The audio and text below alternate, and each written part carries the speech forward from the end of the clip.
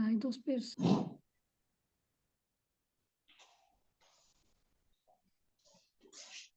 Bueno, buenos días a todos, a todas. Es un gusto saludar a nuestro colega Javier Barrientos, profesor titular de Historia del Derecho, en esta sesión de los coloquios de Historia del Derecho de la Universidad Autónoma de Madrid. Como sabéis, ¿no? Bueno, entre sus méritos de servicios, que son extensos, está su obra historiográfica, su obra como civilista, no solo historiográfica, como historiador del Código Civil, como historiador del Antiguo Régimen, Derecho Indiano. Y como sabéis todos, no es habitual en los coloquios que se presente a alguien de la casa, ¿no? Los coloquios normalmente son un espacio para invitados, para nuestros visitantes, pero en este caso, ¿no? Julia planteaba el año pasado la posibilidad de que Javier presentase su magna obra aquí en los coloquios dedicados a una sesión a los consejeros. También se plantea un poco, no solo como una presentación, pero también como un pedido de explicaciones, que nos explique cómo has podido hacer, ¿no? Esta obra monumental, cuyos 5 primeros volúmenes ya tenemos ahí disponibles, y de los que hemos venido beneficiándonos muchos de nosotros y nosotros los últimos años, gracias a la generosidad de Javier, mandándonos siempre extractos de las vidas de los consejeros. Y bueno, entonces es un gusto, y Javier tiene la palabra. Cambio de sitio para poder vigilar aquí la participación y comparto la pantalla. Un momento.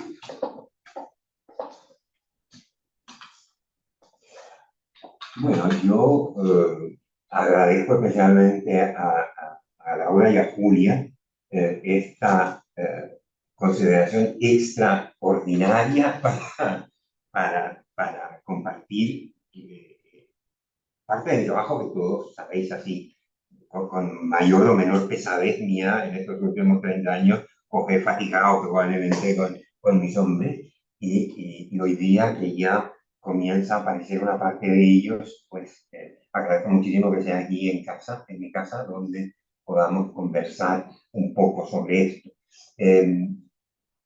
Obviamente, son 4.158 consejeros y así que preparados porque os voy a contar la vida de cada uno de ellos. Entonces, claro, más una presentación de la obra, porque presentar esta obra en realidad es casi presentarme a mí mismo en el año, la obra que comencé el año 85, por lo tanto son... No sé qué pasó. Un informe.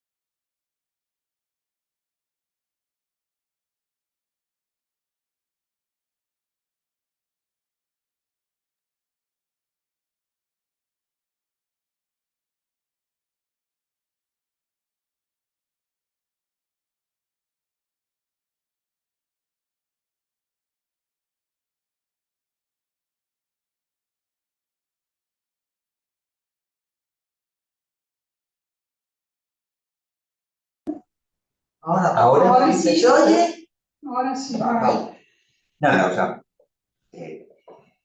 digo que hoy día, al estar en casa, lo planteo básicamente como una especie de pequeña casi biografía intelectual y, de algún modo, este trabajo y estos tomos que comienzan a publicarse dan cuenta también de mi manera de entender la asignatura, de mi manera de entender la investigación y la historia del derecho, y voy a aprovechar casi como excusa estos 5 tomos para que en unos 20, 25 minutos, no más que eso, planteé 2 o 3 ideas a propósito que me pueden parecer relevantes respecto del libro.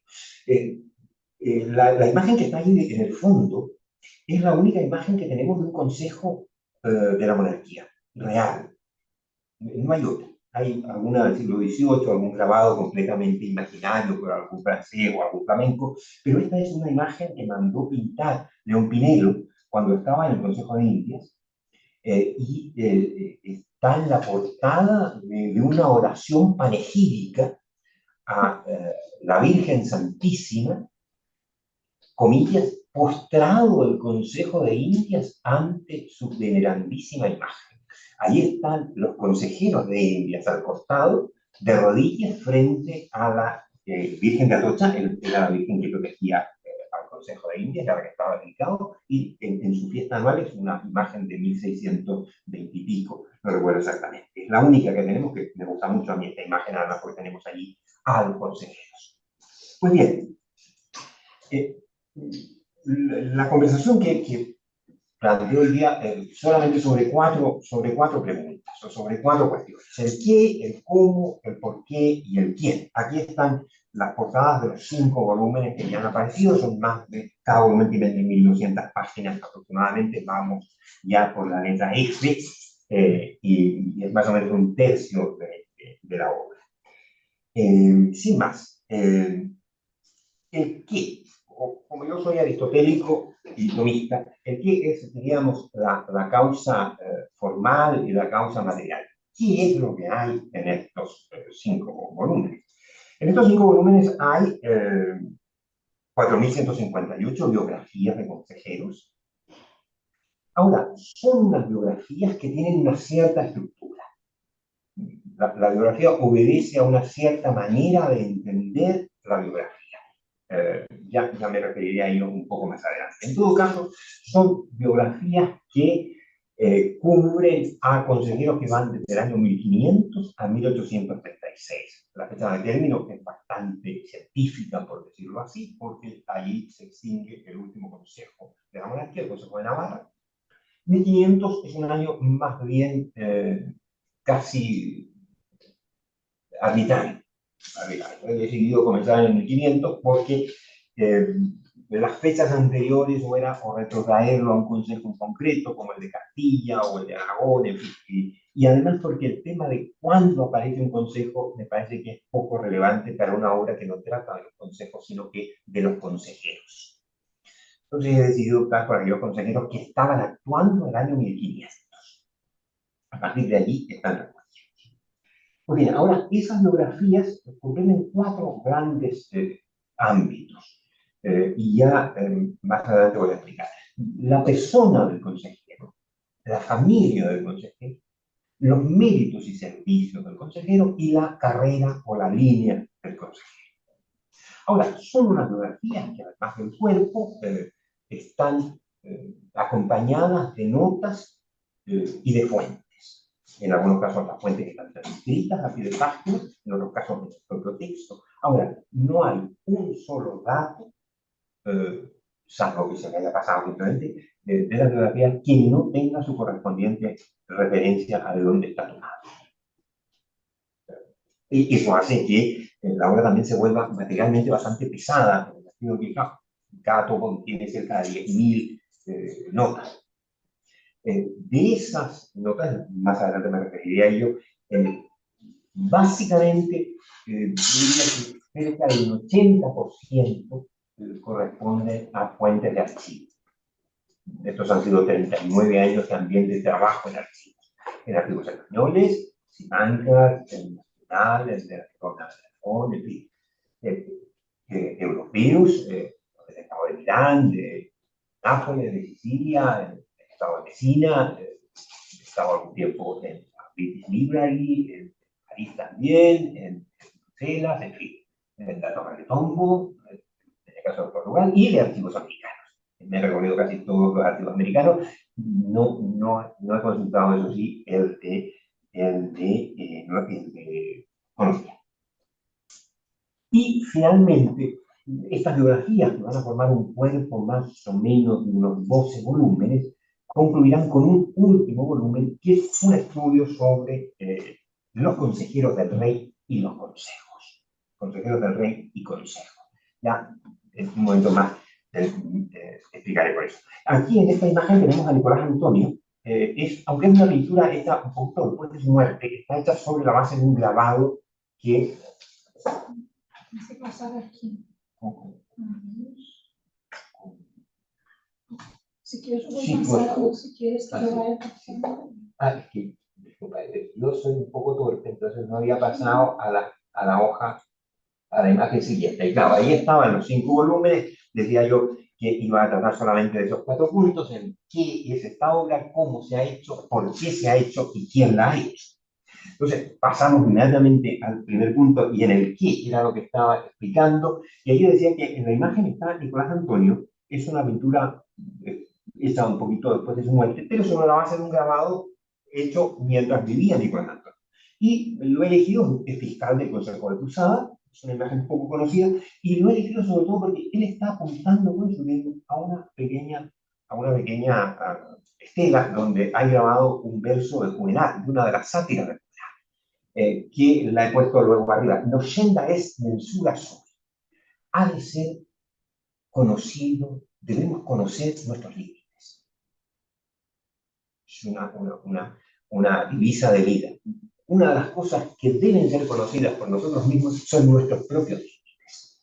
Y claro, de partida quiero anticipar que claro, esta obra está condicionada precisamente por mis límites. Yo conozco mis limitaciones y mis limitaciones son las que se reflejan también en el libro.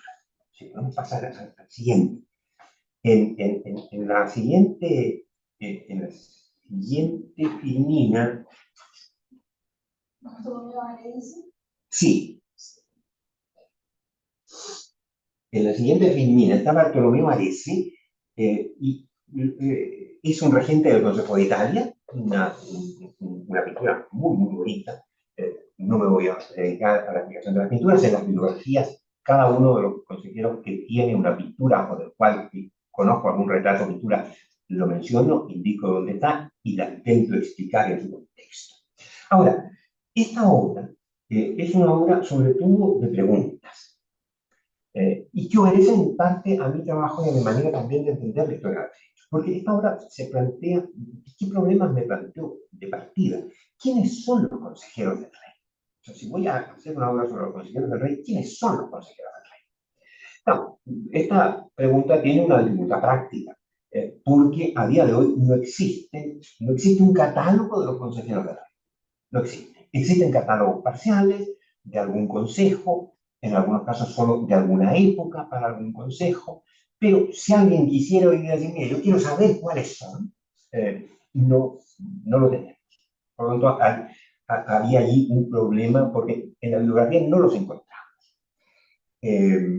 Ahora, los catálogos que existen, obras clásicas, algunas con bibliografía, otras simplemente catálogos, Bayard, Schaffer, Burkholder, en fin, son catálogos que plantean una serie de preguntas, o que al menos a mí me los planteaban. Pero ¿por qué Schaffer incluyó a estos y no a otros? ¿O por qué Fayard incluye a estos? ¿O por qué en algunos casos al lado del consejero hay una cierta fecha? No lo sé. Cuando uno mira el libro no sabe. Porque en general esos catálogos o esas bibliografías no explican el criterio científico, metodológico o el que sea por el cual se ha decidido construir el catálogo. Y luego, claro, ante esa falta, construir un catálogo es una cuestión cultural. O sea, saber quién es un consejero del rey es una cuestión que debe responderse en esa cultura. y atendiendo a las épocas, no tiene una respuesta uniforme. Y quién es consejero se traduce en responder también a partir de qué momento alguien es consejero. Claro, esa respuesta yo la encontré sin mayor dificultad en la literatura jurídica de la época, desde muy temprano. O sea, alguien es consejero desde el momento en que el rey decide que lo sea. Esto puede ser muy simple, no lo es tanto en la práctica, no lo es tanto para buscar en los archivos.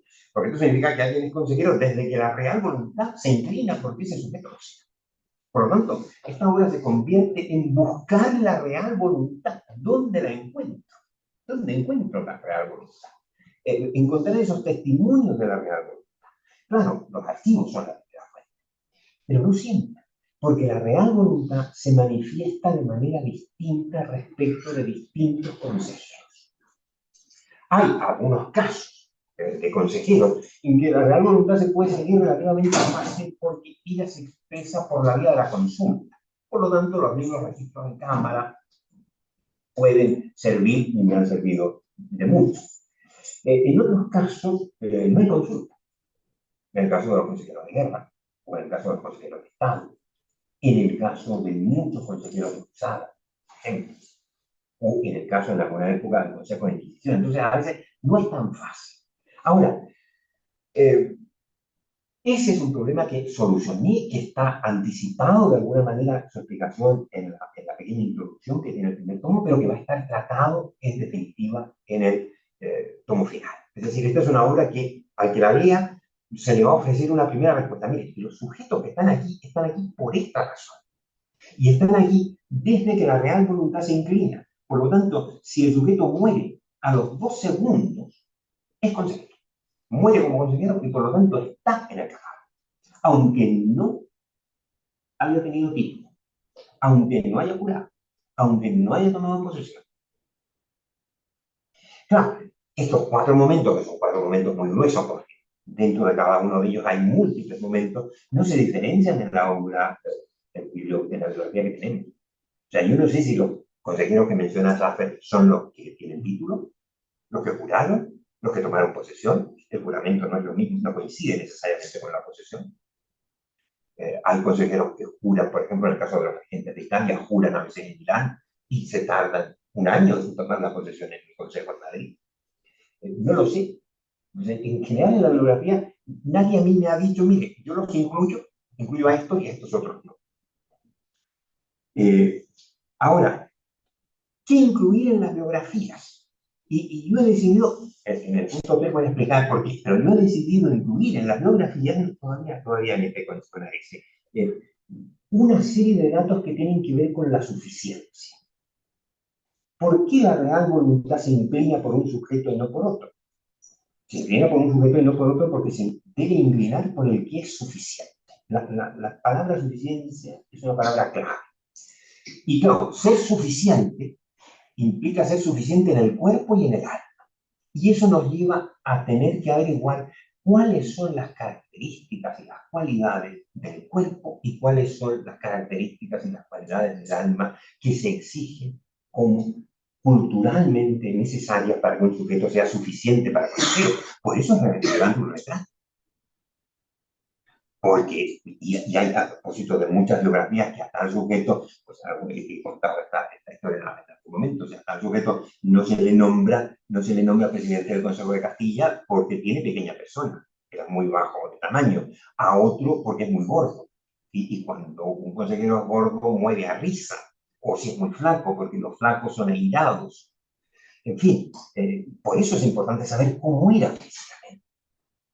Ahora, cualidades también del espíritu, si era religioso, si no lo era, por eso interesa su testamento, por ejemplo, su biografía, sus funciones, en fin. Los méritos y servicios de familia, porque claro, el nombrar a alguien consejero está inmerso en una cultura premial de la gracia y la merced, donde los méritos y servicios de familia se heredan. Los méritos pasan a los herederos. Y hay muchos a los cuales en muchos casos en los cuales la real voluntad se inclina por los méritos de familia. Y por eso lo nombramos de Los méritos y servicios propios, porque sin méritos y servicios propios, que es el tercer grupo de datos que hay en la bibliografía, porque sin méritos y servicios propios nadie puede recibir la real voluntad para ser consejero. Y por último, ¿cuál es la línea o carrera? Si se puede descubrir una cierta línea o carrera, lo que está entre comillas aquí en esto son palabras de la época, la línea o carrera. Yo durante mucho tiempo usé curso. Curso es una palabra que se usa muy poco. El curso de la jurisdicción es una palabra que no es propia casi de este lenguaje. Claro, ahora, ¿dónde buscar estos 4 grupos de datos? Obviamente en archivos, pero tanto en archivos de lo público y lo privado. Entonces, he revisado todos los archivos públicos donde se puede encontrar datos de esto, a uno y otro lado del Atlántico, archivos privados, sobre todo de protocolos, archivos de la Iglesia, informes. Una fuente que me ha preguntado mucho son los informes. Informes de fuera, es decir, cómo es visto desde fuera por un embajador, un consejero, por un viajero. A partir de cierto momento, las informaciones de los diarios son interesantísimas para reconstruir la biografía de los consejeros, porque dan opinión de el sujeto en contextos que interesan al país donde se está publicando la noticia. Las fuentes son enormes. En el primer tomo las podéis ver mencionadas muchas de ellas. Y por último, otro problema metodológico es cómo redactar. Porque claro, o lo redacta, claro, es que estos 39 años me han generado a mí como obra adventicia un diccionario del oficio, digamos, las voces del oficio. O sea, hay todo un lenguaje propio para explicar el mundo de los consejeros y el mundo de los oficios, que nada tiene que ver con el nuestro. Entonces, es el problema permanente del historiador cómo expresar esa realidad, si ser fieles a ese lenguaje o no ser fieles. Intento, cuando se plantean estas cuestiones en la biografía de cada consejero, explicarla a propósito de cada consejero. O sea, ¿por qué el sujeto baja nombrado? A veces yo mismo me doy cuenta que, claro, estoy tan metido dentro de esto que redacto como si estuviera yo en el siglo XVI. Y no me doy cuenta que mi lector no está en el siglo XVI. Entonces, claro, es que para mí decir bajo nombrado, o sea, tiene una carga, un sentido y un significado que no la tiene para un lector. Entonces, he procurado también que en la biografía se explique este lenguaje. Veamos la siguiente. Ahora, esto es lo importante. ¿Por qué nuestro querido Juan Luis López Marqués del Risco, en un grabado muy poco conocido, regente del Consejo de Aragón, que estuvo en uno y otro lado del Atlántico? No, estas biografías, ¿por qué? O sea, la causa final. O sea, ¿por qué dedicar 40 años a esta gente? Porque una de mis preguntas ha sido, ¿qué es? Esta es la gran pregunta, ¿qué es la monarquía jurisdiccional? Todos sabemos perfectamente bien, porque coincidimos en estas visiones, que hablamos de una cultura jurisdiccional, de una monarquía jurisdiccional, del gobierno, de la justicia, en fin. Pero a mí, que venía de una tradición distinta, además, a incorporarme a esta tradición, siempre como que me faltaba la explicación. O sea, entiendo muy bien la idea de la monarquía jurisdiccional para diferenciarla de lo que viene después y como contrapunto, pero me hubiera gustado verla explicada. O sea, que alguien me lo explicara, que yo encontrara en un artículo o en un texto una explicación y una descripción de la monarquía en clave jurisdiccional. Y seguramente porque no lo he leído a lo mejor, pero no la he encontrado. O sea, nuestros compañeros han hecho, o sea, sin un trabajo, esto habría sido imposible. Siquiera plantearme la pregunta habría sido imposible, por lo tanto, esta obra es deudora de ellos muchísimo. Y esta pregunta, a lo largo del tiempo, porque esta es una obra que se fue definiendo a lo largo del tiempo, se tradujo en 2 pequeñas preguntas, pero que son grandes a la vez. ¿Qué relación hay entre la jurisdicción y las personas? ¿Y qué relación hay entre la jurisdicción y el territorio? Un tema que ha trabajado Jesús hace años en otra clave distinta de la que yo hago, pero que me ha sido muy útil también. Si pasamos a la otra primera, por favor, Laura. La de...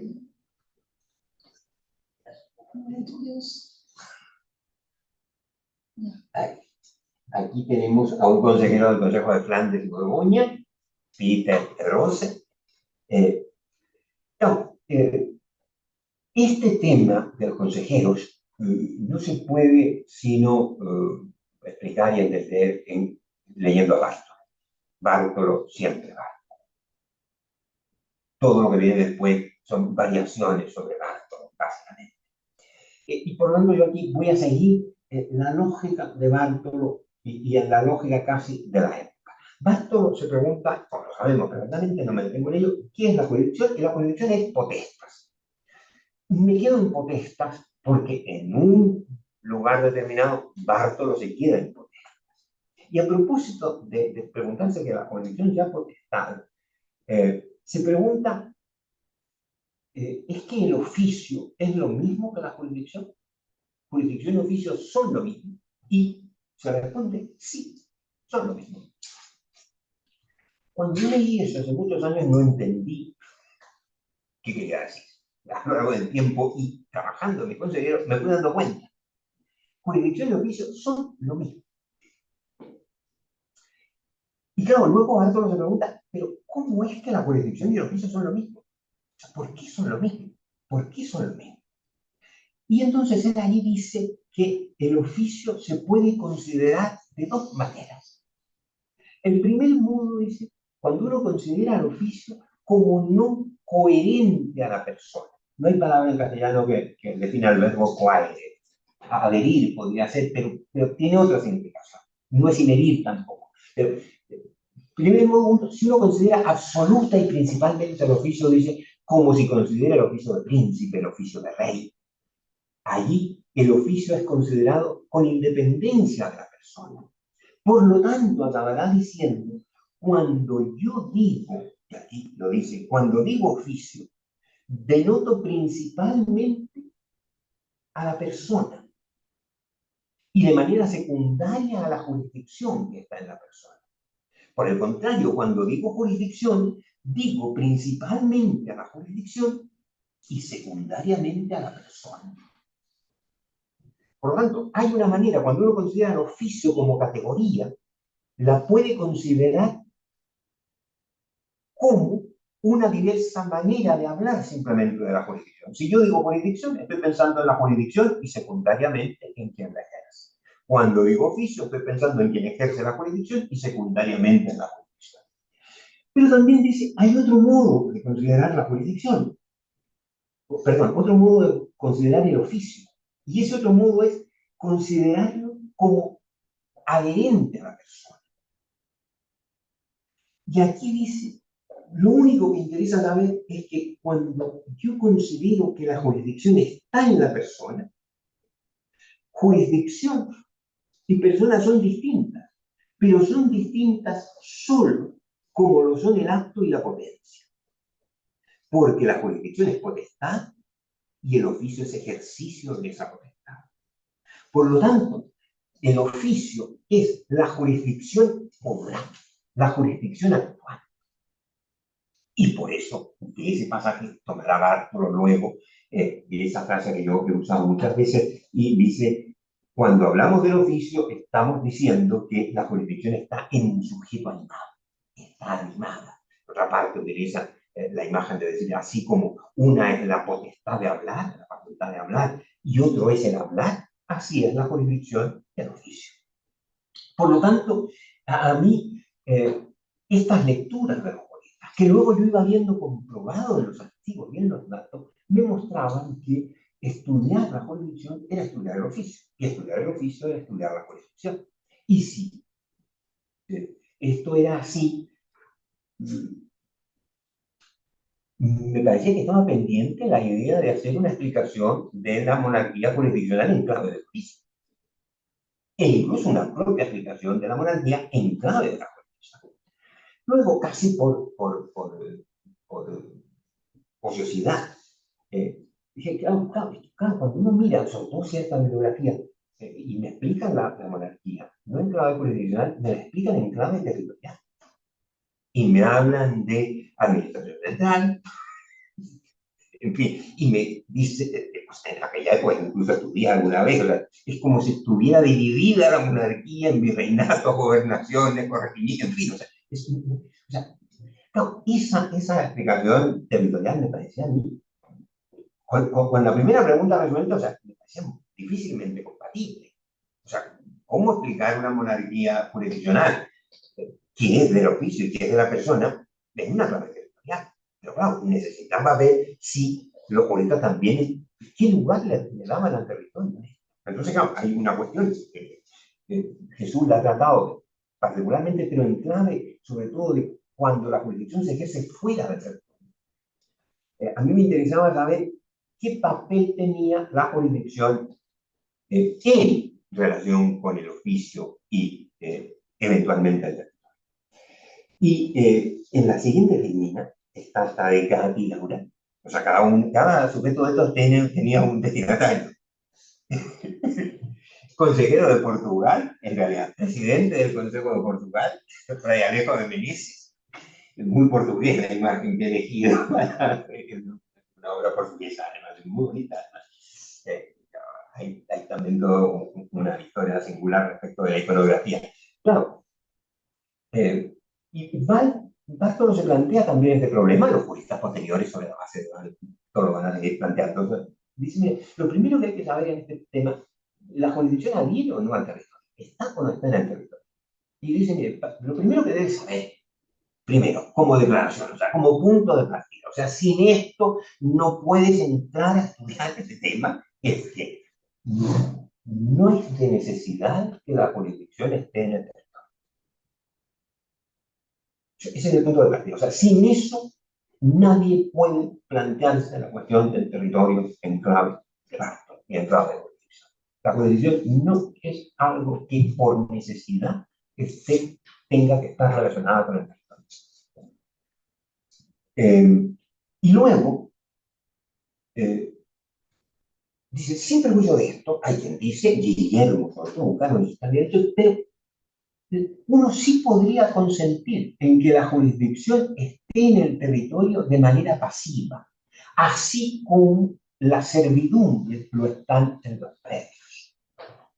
Y tiene una larga explicación, para la cual hay que saber mucho de servidumbres, para poder entender por qué la jurisdicción puede, las servidumbres solamente son pasivas. Y es una relación entre predios, no entre personas. Y como no es entre personas, eso excluye a la jurisdicción. Hay una larga explicación de Bartolo para justificar eso. Pero dice, sí, uno podría decir, pero siempre y cuando entienda que si uno dice que la jurisdicción está en el territorio, lo entienda de manera pasiva, que padece la jurisdicción. Porque, aquí destacado en negrita, no voy a decir esto, porque claro, es el territorio el que padece la jurisdicción de otro, así como el predio dominante ejerce su derecho sobre el predio siguiente, así se ejerce la jurisdicción en el territorio. Y por lo tanto, la ejerce una persona y por eso reside en la persona y no en el territorio. Voy a obviar todo esto. Al final solamente lo voy a plantear porque más tarde puede. Pero hay también alguien que dice que la jurisdicción define, delimita el territorio. Y se plantea toda la cuestión, ya no si reside, sino que si el papel de la jurisdicción sea delimitar o definir, fijar los fines o los términos del territorio. Y hay una larga cuestión. Solamente menciono esto porque esto me permite a mí decir, mire, sí, o sea, en esta clave me vuelve a insistir que existe una cuestión pendiente, probablemente en la línea que a mí me interesa, que es una jurisdicción que está ligada a las personas. La jurisdicción es una cuestión personal. Porque en verdad la jurisdicción iniera a la persona, es la última frase que está allí, y es de las personas. No, esta es una lectura que se mantiene. Uno puede encontrar matices, en fin, pero no es que sea solo de Bartolo. Bartolo no es un excéntrico, todo lo contrario. Uno puede seguir la cita de Bartolo que se convierte en lugar común, y esta explicación es lugar común. Ahora, claro, si esto es así, si oficio y jurisdicción son lo mismo, si la jurisdicción es una cuestión personal Y si el oficio anima a la jurisdicción porque una persona es la que recibe el oficio, pues me resulta a mí interesante preguntarme, pues, ¿quiénes son estas personas que son el sujeto animado de la jurisdicción? Uno de ellos son los consejeros, estos 4.158. Se me han escapado a lo mejor algunos, pero 4.158 son. No hubo más, ni hubo menos. O sea que si vamos a hablar de consejeros, vamos a hablar de estos 4.158. Y en concreto, estos no en teoría, de estos, porque estos fueron. Entonces, decía que ¿para qué hacía estas biografías? Para intentar explicar una monarquía jurisdiccional. Y aquí voy a compartir con vosotros casi la explicación de lo que es el último tomo para terminar simplemente. O sea, estudiar a los consejeros me ha permitido a mí entender la monarquía en clave jurisdiccional. Y claro, el rey es concebido como un oficio. El oficio de rey, el oficio de príncipe. Hay toda una literatura jurídica, política, moral, en fin. Y claro, nosotros sabemos que el príncipe es la fuente y la raíz de todos los jurisdiccionales. No voy a insistir en eso. Pero sí me quedo en que el rey es un oficio. ¿Qué? O sea, ¿cómo podemos explicarnos la monarquía en clave de oficio de jurisdicción? Y claro, y aquí nos encontramos con que todos van a decir que el rey cumple sus oficios haciendo justicia. Cumplir el rey toda justicia es hacer todo su oficio. Todo está entrecomillado, no son frases mías, son de distintos autores que, como no somos expertos en el PowerPoint, se me salían de los óvalos y se ponían los nombres de los autores. Entonces, claro, el rey cumple su oficio. ¿Cómo cumple su oficio el rey? El rey lo cumple haciendo el oficio de rey por su persona o haciéndolo a través de su ministro. Por lo tanto, nos vamos a encontrar con que en clave jurisdiccional, que es lo mismo que en clave de oficio, la monarquía es una cierta cosa en que hay un sujeto, es el rey, que hace cosas por sí mismo y que hace cosas por otros, a través de otros. O sea, entender la monarquía en clave jurisdiccional parte por ahí. O sea, la monarquía es eso. O sea, un sujeto que es titular de un oficio, que es la misma jurisdicción, hace cosas por sí mismo y hace cosas mediante otros. Porque eso es cumplir su oficio, que es mantener en justicia y paz a su rey. Ahora, ese es el punto de partida. Está explicado. En el último tomo vendrá complementado con todos los casos prácticos a propósito de cada consejero o consejero que lo viene. Pero claro, ese es el punto de partida para un esquema de la monarquía jurisdiccional. Ahora, claro, este rey que es jurisdicción y oficio, claro, cumple eso. Este cuadrito es el mío. Puede que en algún momento cambie de opinión y cambie algún óvalo de un sitio a otro, pero lo quiero compartir con vosotros. Claro, el rey es igual a jurisdicción, es igual al oficio. El rey hace su oficio por su persona o por medio de otra persona, por medio de otra. ¿Cómo lo hace por su persona? Mediante viceagentes, personas que son él, los vicarios, personas que son él. O sea, el rey hace su oficio por sí mismo, por su persona, actuando él mismo como rey. Las cosas que él hace por sí mismo como rey, pero también él mismo actúa como rey por sus vicarios, mediante sus viceagentes.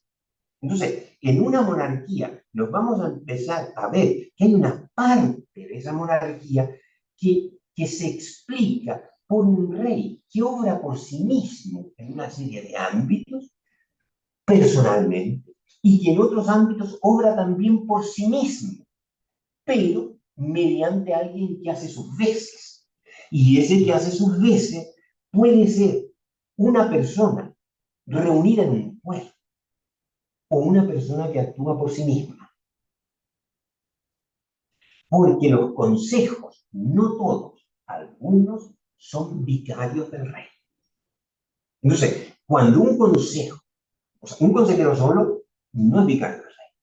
Pero cuando se reúne en acuerdo, es el rey. Y eso que hace es como si lo hiciera el rey. Por lo tanto, es una monarquía en que el rey se despliega por sí mismo o por vicarios. Esos vicarios pueden ser personas en cuerpo, ciertos consejos, no todos. Hay consejos que no son vicarios del rey. El Consejo de Cruzada, el Consejo de Inquisición, por ejemplo, el Consejo de Hacienda. Hay, en el último tomo se explica por qué algunos consejos sí son el rey y por qué otros no. Y claro, hay algunas audiencias, no todas, que también son el rey. Y cuando la audiencia actúa, no es alguien distinto del rey, sino que es el rey. Y luego, claro, el rey también actúa a través de otra persona, pero siendo el mismo. El rey en carne, como decía el virrey del Perú, Mendoza, me parece que es en el siglo XVI, el virrey es el rey en carnes. El lugarteniente, como se dirá en los espacios de los reinos de Aragón. Entonces, en una monarquía nos vamos viendo que se nos empieza a configurar una monarquía con un rey que actúa por sí mismo, a través de su persona o a través de otros. Esos otros pueden ser cuerpos o pueden ser personas singulares. Esos cuerpos pueden ser audiencias o consejos. Esas personas singulares pueden ser reyes o lugartenientes. En el otro lado, hay otra parte de la monarquía jurisdiccional que opera y que funciona porque el rey lo hace a través de otros, a través de oficios, que son oficios ordinarios. Aquí no voy a entrar en la explicación, pero jurisdicción ordinaria, pero solamente me quedo con los oficios ordinarios. Y también ocurre lo mismo. En esos oficios ordinarios a veces el rey actúa en cuerpos, consejos, algunos consejos, que no son el rey, sino que ejercen jurisdicción ordinaria, constituida por el rey, pero que no son el rey. Consejo de Cruzada, Consejo de Hacienda, en algún momento, bueno, en general siempre el Consejo de Inquisición, el Consejo de Indias en algún momento tengo mis dudas si es desde el principio vicario o no, pero son cuestiones ya menores. Y también algunas audiencias. Valladolid y Granada, por supuesto, desde el principio, Canarias más rápidamente, Sevilla más rápidamente, aunque haya audiencia, pero no son el rey. Las audiencias de Indias, casi todas, al principio casi todas, o todas. Ahora, el rey también actúa siendo él a través de personas singulares.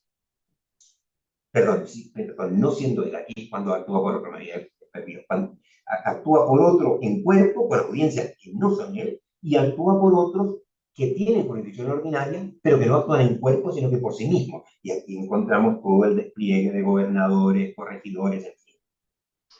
Y luego, el rey también actúa por otros, y aquí tengo yo muchas dudas, pero últimamente las he ido resolviendo. No, el rey actúa por otro a través de oficios ordinarios que tienen jurisdicción ordinaria que él constituye. Pero hay otro caso en que el rey actúa por un representante. Los oidores de una audiencia no representan al rey. Pero el fiscal sí. El fiscal de los consejos y de las audiencias. Precisamente se llama procurador fiscal. Por eso hay que estar atento a las fuentes. Por eso hay que leer las fuentes y ver lo que nos dicen las fuentes y no lo que uno sabe antes de llegar a las fuentes. Las fuentes normalmente no se habla del fiscal del Consejo de Castilla. Y si los diputamos, constituimos y creamos en nuestro procurador de la nuestra corte. Esto es lenguaje del siglo XVI, XVII. Procurador, son típicos mandatarios. El fiscal es representante civil. Por eso tengo ahí que afinar algunas cuestiones jurisdiccionales respecto del fiscal, pero me parece que no, aquí tenemos un cuadrito de lo que podría ser el moderno árbol de la jurisdicción en la monarquía. No encontré un árbol y no pude meterlo en un árbol, pero lo iba a intentar hacer para copiar el árbol de la jurisdicción. Pero claro, aún, claro, y yo aquí he marcado un color distinto que, claro, mi volumen en mis 4.158 son solamente de estos. No solamente estas personas, quedan todos los otros óvalos para que alguien los haga. Bueno, yo tengo esto también de las audiencias a medio hacer, pero en general, o sea, solamente de la jurisdicción animada he hecho ese poquito. Y por último, con esto termino. Claro, si uno lo ve ahora, hasta el momento he mencionado solamente a cuerpos o personas en general, pero si uno ve, ahora, ¿cuáles son los oficios en concreto? O sea, ¿cómo? O sea, si llegamos al nivel de los consejos, ¿no? Ya, ahora, ¿cómo la jurisdicción está en el consejo? Esto sería la explicación, la continuación del cuadro anterior. ¿Cómo está la jurisdicción en el consejo? Porque está integrado por muchas personas, que son titulares de un oficio, cada una. Entonces, claro, aquí vemos, me he quedado solamente con el rey, que actúa a través de quienes hacen las veces de él, a través de personas en sí mismas, personas solas, los virreyes y lugartenientes, y aquí nos aparecen los virreinatos. No están puestos aquí en ningún orden, pero porque no supe cómo ponerlos de otra manera, pero claro, en este esquema de la monarquía jurisdiccional, aquí nos aparecen los virreinatos. O sea, los virreinatos no los podemos entender sino en esa clave, en mi lectura. Y claro, cuando lo hace a través de cuerpos, que son el rey, están los consejos. ¿Qué consejos? Y nos aparecen estos. En que está el rey. ¿Qué audiencia? Y nos aparecen estos. Y estamos explicando y metiendo a toda la jurisdicción de la monarquía en este esquema jurisdiccional, sin acudir para nada. Perdón, me olvidaba de un último esquema, que es precisamente esto. Claro, el rey en estos cuerpos, ahora el último. Sí. Pero este acaba de salir, no habíamos visto esto. Ah, sí, es que en este era el que decía que. Espérate. Esto lo grabando. Sí, este. Alto pueden seguir. Sí, ahí están los consejos y ya poniendo a los distintos espacios jurisdiccionales, entre comillas, situados como un mapa de la monarquía jurisdiccional. Y claro, al final, si uno dice, aquí están los consejos, ¿sabes? Pero ¿cómo es un consejo por dentro en función de la jurisdicción y el oficio? Porque son personas en el consejo. ¿O cómo es una audiencia por dentro? ¿Cuáles son los oficios que están allí dentro? Y claro, esa es la última actividad. Ahora sí, la última, por favor. Me emociono y se me olvida la tecnología. Y claro, aquí el rey, claro, los oficiales en cuerpo, que son personas, porque la jurisdicción es personal. Entonces, aquí nos empezamos a encontrar con los oficios en concreto. Presidentes, gobernadores, regentes, oidores, consejeros, asesores. Los que están en negro son los que están en mis tonos.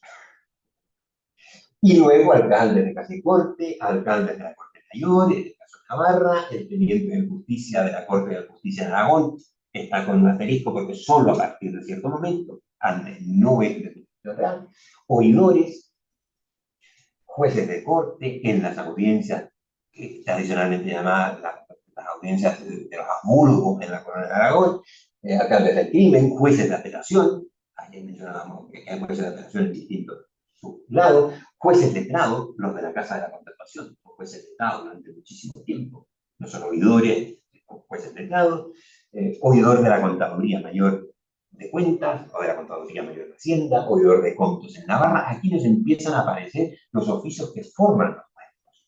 Entonces, en estos 4 últimas filinas tenemos un mapa que a mí me explica la jurisdicción, pero que también me explica mi monarquía jurisdiccional. Y en una monarquía en que la jurisdicción son las personas, sí que me era relevante y me sigue siendo relevante saber quiénes fueron los sujetos que están dentro de cada cuadradito de esto. Claro, porque cuando yo me pregunto, ¿pero qué? Y el oficio de regente, ¿qué es? ¿Cómo se delimita? ¿Cómo se entiende? ¿Qué jurisdicción tiene? ¿Cómo opera? Claro, yo hoy día puedo responder de mí, o sea, yo a usted no le voy a responder con teoría, ni con bártulo, ni con bártulo. Le voy a responder con que yo sé que fueron 121. Y que esos 121 estuvieron solamente aquí, aquí y aquí. Por lo tanto, la cuestión de los regentes es una cuestión que solamente afecta en estos espacios a estas personas y en estas épocas. Y sobre eso, yo puedo explicarle ahora a usted, desde lo que yo he encontrado, qué es un regente y cómo obra la jurisdicción. ¿Qué es un regente en un consejo, como el de Aragón o de Italia, pero que es un regente en una audiencia, porque el oficio se llama igual, o que es un oidor en un consejo, que es un oidor en una audiencia, que es un oidor en un tribunal de cuentas. Pero mi preocupación por los consejeros era esa. Y yo creo que ahora hay allí un cúmulo de datos que están finalizados. O sea, estas son biografías que no están hechas buscando todos los datos que encontré del sujeto y los puse. No. O sea, las biografías están hechas en función de esto, para explicarle. No es que yo las construya habiendo previsto previamente que tenía que llegar a esta explicación. Ha sido el leer un testamento y ver que en un testamento aparecía tal cosa, ver un título que aparecía tal para... Los propios datos personales de las vidas de los consejeros me han ido haciendo llegar a esto. Y luego, viendo si esto se compadece o no con la cultura escrita de la época. Y eso también aprovecho de hacerlo en muchas de las biografías. Cuando se plantea en las biografías, además hay no solo explicación personal, sino explicación del oficio, explicación del lenguaje. Además, a propósito de los datos de familia, como un consejero puede tener a lo mejor 18 parientes que fueron miembros de audiencias, alcaldes de corte, todos esos tienen biografías menores también. Por lo tanto, en total hay casi 10.000 biografías en el libro. Sujetos que no alcanzaron a llegar al consejo, pero que están también biografiados con biografías más pequeñas metidas dentro de las otras. Entonces, ese ha sido el interés que tiene, y ahora cuando ya esté terminado, y cuando ya está terminado, es el momento de empezar a pensar y a explicarlo, que es la tarea siguiente. Ahora, creo que sin perjuicio de esto, es un libro que puede servir para múltiples finalidades. A los genealogistas, siempre digo, recordando a mi querido Ana Ramiro, que me llamaba a los ginecologistas. A los ginecologistas les interesará mucho por datos de genealogía, o por... Se podrán encontrar muchísimos. Pero claro, hay cosas que no se le pueden pedir a esta biografía. A esta biografía pídasele todo aquello que sirva para explicar una monarquía jurisdiccional. Y todo lo que no esté allí y que haya debido estar, pues es porque yo no lo he visto y porque lo habré hecho mal. Pero no me pidan... a lo mejor no mencioné su tercera mujer porque se casó 3 veces. No, eso no. Y luego, claro, el último punto era quién había hecho esto. O sea, la causa eficiente, que soy yo, pero ya me conocéis, os excuso de esa parte de mi exposición. Gracias.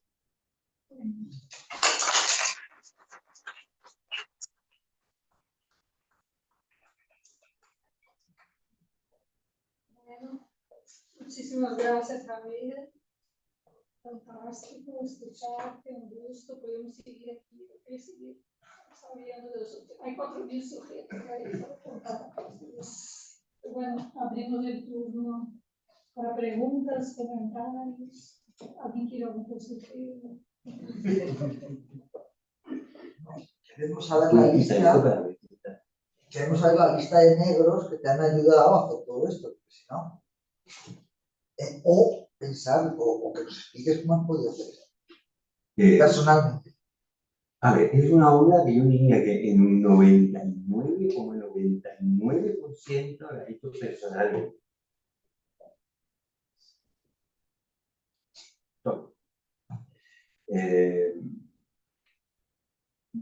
¿Qué no he hecho yo? Ya que estaba el Marqués del Risco, por ejemplo, o sea, en algún momento, hace muchos años, le envié, no sé si un fax en aquella época o un mail a Renzo, ¿no? Le dije, Renzo, ¿podrías ver en el archivo arzobispal de Lima? Está la partida de matrimonio del Marqués del Risco, y Renzo, muy gentilmente, pues un día fue y me mandó la fotocopia de la partida de matrimonio del Marqués del Risco. Entonces, hay compañeros que han pedido algún dato así. Aquí también, en algún momento alguien le dijo, mira, ¿podrías ir a mirarme este volumen del Consejo de Órdenes de tal o cual sujeto? Pero el resto, porque claro, este es un trabajo además que a mí me da, o sea, si yo me muero, ir a incautar todo lo que tengo en mi despacho y hacer lo que queráis con ello, pero incautarlo. Lo malo es que es casi inmanejable, porque esta es una obra que obedece a quién soy yo. Entonces, claro, cuando yo comencé, no me imaginaba nada de esto. O sea, claro, mi primera estancia en el Archivo de Sevilla, que estuve 6 meses o 5 creo, claro, copié una serie de cosas que me han servido muchísimo, escritas ahí en cuartilla. Pero claro, 5 años después me di cuenta, ay, mira, que había un numerito abajo en la parte izquierda, una fecha, y no la anoté. Y ahora sí que era esa fecha, y sí que era importante, supongo. No, me fui dando cuenta, claro, porque claro, todo esto exige saber cómo operaban las cámaras, cómo operaba el consejo, cómo operaban los virreyes. Entonces, claro, al comienzo no me enteraba de muchas cosas. Entonces, claro, es imposible que yo a alguien le diga hoy día, pero mira, ve tú a buscarme en el archivo Simancas los asesores del Consejo de Guerra, porque no sabes dónde están. Y si encuentra cosas que digan Consejo de Guerra, no vas a saber qué copiar, ni qué datos. Entonces también me sería casi imposible. Claro, sí puedo pedir alguna cosa material. Decir, mira, en tal archivo, mira, sé que está la partida de matrimonio de tal, me la podría ir a copiar y mandarme una fotocopia o lo que sea. Pero el resto obedece también a una... Claro, yo hace 20 años no entendía la monarquía así, la entendía de otra manera. Y probablemente yo la entendía dividida en virreinatos y en gobernaciones o en capitanías generales, y mi problema era cómo se superponía una capitanía general a una gobernación. ¿Y por qué se llamaba Caracas Capitanía General y no Gobernación? Pues el problema a lo mejor era ese. Y claro, hoy día ese problema ha desaparecido. Me han surgido muchísimos otros. Y se plantean grandísimos problemas, claro, porque esta lectura constitucional, que es una lectura interesante, claro, en el momento de tránsito. O sea, en el momento del tránsito del 19, es lo que explica los problemas cuando tú te encuentras con Marta, por ejemplo, del territorio. O sea, claro, o sea, ¿cómo? El utiposidetis, en definitiva, es una manera de, o sea, que está allí metido. O sea, entonces, este ejercicio de la biografía es un ejercicio que intelectualmente me ha sido muy rico. He aprendido mucho lenguaje, pero porque lo he hecho solo. Ahora, dedicándole muchísimas horas, años. Llevo un diario, además, yo, de todos los días que estaba en el archivo. A la hora que llego al archivo y a la hora que me voy. Y son miles de días. Sí, porque... Me parece fascinante, problemática para mí esta relación entre jurisdicción y territorio. ¿Cómo describirías a partir de esta mirada el lugar del territorio, portador de derechos sobre el que recae la jurisdicción? ¿Cómo la describirías? Bueno, o sea, tu pregunta es muy interesante porque claro, permite también hacer otra observación. No, este universo es tan variado como los 4.158 sujetos. Entonces, claro, cuando uno se pregunta por el territorio, claro, esa no es una cuestión. Claro, sí, o sea, lo digo yo, o sea, lo digo o sea, como una cuestión metodológica. Sobre tu pregunta es interesantísima, porque detrás de ella hay una cuestión metodológica muy interesante, muy de base. Claro, en algún momento el territorio en cierto espacio tiene una determinada posición, pero en otro no. O sea, uno no puede decir, mira, el territorio en el antiguo régimen o el territorio en la monarquía jurisdiccional, no. Jesús Girán nos puede mostrar muy bien, porque en muchos textos de estos que trabajó a propósito de los espacios feudales, por ejemplo, o sea, en todos los estados italianos. Claro, la cuestión del territorio es una cuestión que difícilmente se pueda parangonar con los espacios castellanos, por ejemplo, o con los espacios cristianos. Entonces, eso también nos pone en alerta frente a las fuentes que leemos y cómo las leemos y para qué tiempo las leemos. Porque las propias palabras van indicándonos cosas.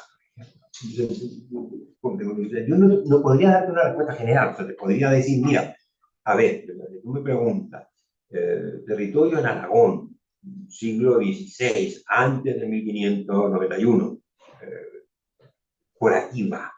Después de las Cortes va por acá. Pero claro, un indicador siempre es, por ejemplo, en qué momento el vocabulario pasa, por ejemplo, de virrey, visorrey, a virreinado, virreinato. Ese es un elemento que da muchas pistas. O sea, cuando el rey provee un virrey, crea y constituye un virrey, y cuando, claro, nombra al que gobierne un virreinato. O sea, allí uno empieza a darse cuenta, claro, esta es una clave temporal. Esa es una clave temporal. Otra clave tiene que ver con en los títulos. O sea, la manera de saber es el título de oficio. Porque claro, una cosa desesperante de los consejeros. Me preguntan, ¿pero qué hacía un consejero de Castilla? Y yo, volviéndome hombre del siglo XVI, diría, un consejero de Castilla es aquel que hace lo que ha hecho su predecesor. Porque el rey lo nombra y os nombro para que de ahora en adelante, y cuanto me fue, seáis de mi consejo. Y que entréis, residáis y estéis en él, y hagáis lo que don Fulanito tal, fallecido, hizo, pudo y debió hacer como tal nuestro consejero. Claro, ahora que eso es el lenguaje posmoderno, eso es muy fuerte. Eso es muy fuerte. Eso tiene mucho peso, porque eso nos está mostrando que este mundo convencional es un mundo que nos lleva al final a un mismo sitio. Es un mundo de hechos, y es un mundo de costumbres, y es un mundo de usos. Y usos, costumbres y hechos son locales. Y claro, por eso el territorio es tan difícil de asir. Claro, en algún momento sí, y en algunos espacios el rey dice, los disputo como gobernador de tal, y marca a lo mejor alguna indicación geográfica, pero mirando, cuando uno mira el título de un gobernador, de un lugarteniente, de un corregidor, o sea, de un juez de apelación, allí nos empieza a ver. Pero luego, yo podría dar respuestas para casos concretos y para tiempos concretos, pero en general, porque no creo que haya una respuesta casi general. En las obras de los juristas sí. O sea, en la obra de los juristas sí que podemos encontrar, y a veces uno puede engañarse por eso, pues claro, un jurista napolitano pues te va a decir absolutamente que el territorio es tal o cual cosa. Y que hay que distinguir el territorio que está infeudado y el que no está infeudado. Y que el territorio feudado está y el otro, y te hace una especie de teoría general. ¿No? Claro, luego tú te empiezas a encontrar con una serie de cuestiones concretas en los archivos y cuando cansa. Por eso es una obra de preguntas, más que de respuestas. Yo te tengo que decir, vamos, primero una pregunta, claro, pero un momento determinado, cuando se plantea la idea de oficio con jurisdicción y oficio sin jurisdicción. No, hay oficios que no tienen jurisdicción. Te pregunto, ¿eh? Ahora, ¿qué has dicho? Oficio y jurisdicción, digamos, son dos caras de una moneda, ¿no? De una moneda. Pero hay oficios también sin jurisdicción. Y esto me lleva a la segunda pregunta. Claro, ¿qué ocurre con la venta de oficios? Ya sé que me vas a decir. Vamos a ver. Me lo vas a decir como me vas a contestar alguna vez. Aquel que da dinero al rey tiene méritos para, ¿no? O sea, el comprar es un mérito. Igual que puede ser hacer, dentro del mérito de hacer cosas por su rey, ¿no? No que, no, sangre o dinero o lo que sea, ¿no? Ayudar al rico. Y por eso es un mérito dentro de... Pero claro, hay oficios que no tienen jurisdicción, te pregunto. ¿Y por dónde viene la idea, la justificación de la venta de oficios más allá de lo que, ¿no? De lo que significa digamos, el tener méritos para. Dicho de otra manera, ¿se puede vender la jurisdicción? Claro, la venta de jurisdicciones la estamos malinterpretando. Yo ya sé que estamos diciendo una cosa cuando en aquel momento es otra, ¿no? Eso, Esa es la primera cuestión. Segunda cuestión. Según lo que estás diciendo, lo que es revolucionario, entre comillas, absolutamente revolucionario y cambia por completo, es cuando se empieza a definir el Estado como una suma de población, jurisdicción y territorio. Bueno, mejor, población, territorio y soberanía. Claro, pero eso es lo que dice de alguna forma Costa, ¿no? Cuando el territorio se aplana y se convierte en algo homogéneo, en donde la soberanía se proyecta y en la medida en que se proyecta sobre una tierra y sobre unos hombres, tiene que estar delimitada. ¿Cuántos hombres y cuánta tierra? ¿No? Y por eso ya empiezan los enclaves, los no sé qué, los no sé cuántos, todo eso empieza a desaparecer, o si quedan 4 que son como una excepcional, digamos, una excepción que tal. Por lo tanto, claro, lo que se puede plantear, te pregunto, se puede plantear que la incorporación, ¿no? La incorporación del territorio junto con la población y la soberanía, que es típico de la teoría del Estado decimonónica, es el elemento más, entre comillas, revolucionario, porque jurisdicción puedes entenderlo como, vamos, entenderlo es así, como poder político, ¿no? O sea, no, la cosa esta de el poder político, ¿no? Se expresa en términos de jurisdicción, Costa y todo lo demás, ¿no? Y sur y todo eso. Claro, pero se puede aproximar un poco a la soberanía, un poco, más o menos. La población, bueno, son súbditos del rey, vecinos, no vecinos, pero son súbditos del rey. Pero lo que es completamente novedoso, te pregunto, es la incorporación del territorio como una categoría que se va a describir dentro de la teoría del Estado y la decimonónica como los elementos formativos de una determinada comunidad política, ¿no? Y luego, finalmente, yo entiendo lo que estás diciendo, es decir, la jurisdicción, la idea de comprensión diríamos desde una perspectiva actual, la comprensión de la organización del poder político, de lo que es el poder político, de cómo se expresa, etcétera, etcétera, no necesita territorio, ¿no? No, es un poco lo que tienes ahí. No necesita territorio. Es posible tener jurisdicción aunque no tengas territorio, ¿no?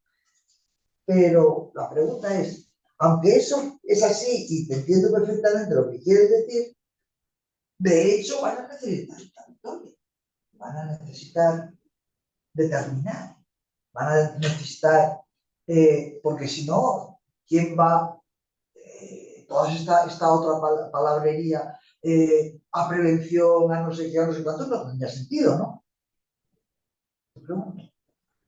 Y bueno, y después una evaluación general. Después de ti el diluvio, ¿no? Porque esto no lo puedo hacer, ¿no? Digo yo.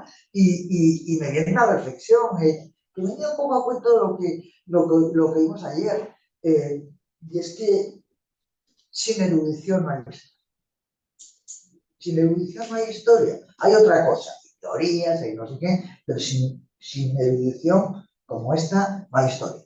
Eso no quiere decir que seas neutro porque no lo eres en nada.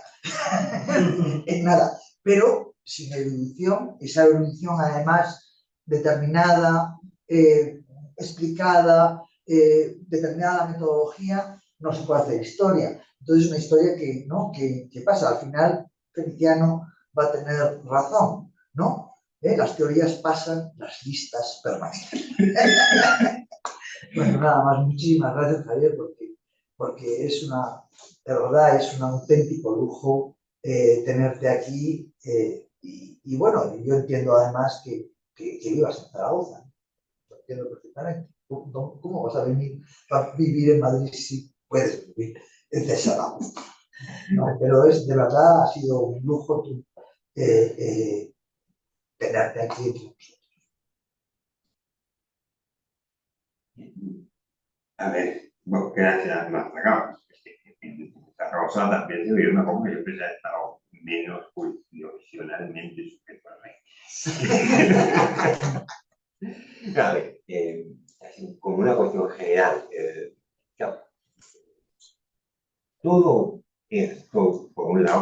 lleva naturalmente al oficio. Que es una cuestión pendiente, sé que es una deuda más pendiente, de la que soy deudor respecto de ti, es el libro que te ha dedicado a ti, el libro del oficio. Y claro, pues hay oficios sin jurisdicción, claro que sí.